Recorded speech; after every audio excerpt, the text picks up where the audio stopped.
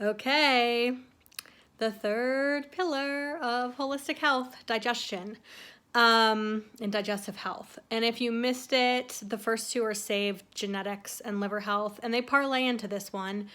Again, genetics is the foundation. You need to know the balance of foods that you can eat, what foods you need to be supporting any deficiencies, how to move your body for proper detox and excretion, how to support detox pathways.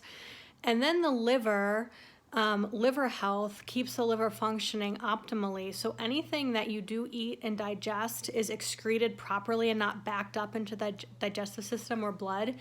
You're eating properly, so you're not causing inflammation in the gut for foods that are bad for you specifically. And the things that come after this, hormone health and stress, also related to the gut. So these things are all related.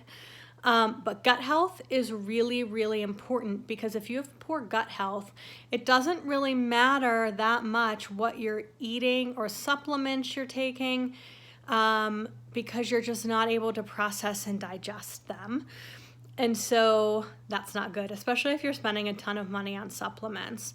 And gut issues can stem from stress, from hormone issues, from poor liver detox, from not eating a great diet, even if you're eating healthy foods, not eating the right things for you. So it's important to get all these pillars together. How do you know if you have gut issues? I have so many posts and videos on this. But very briefly, if you get up in the morning and it takes you more than an hour to go to the bathroom, you have a gut problem. If you are not moving your bowels 2 to 3 times a day, you have a digestive problem.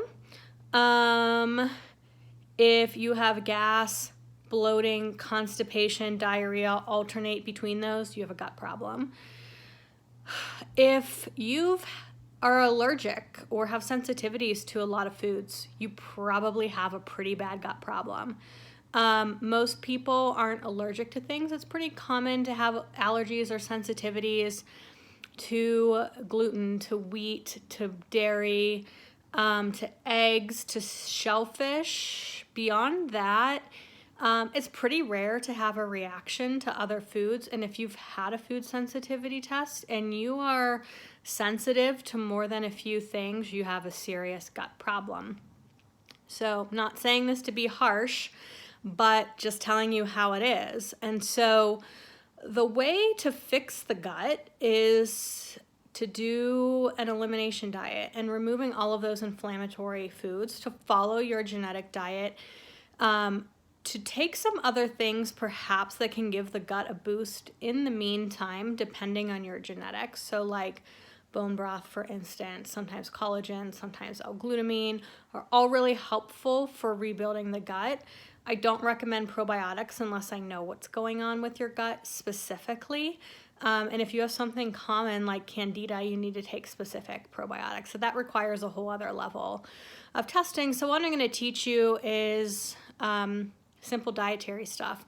A lot of people have gut problems because they're not eating enough fiber, they're not eating enough vegetables, they're not eating enough fruits, or they're eating too much fats and processed food. So that all has to be reversed. The other big issue with gut health is stress.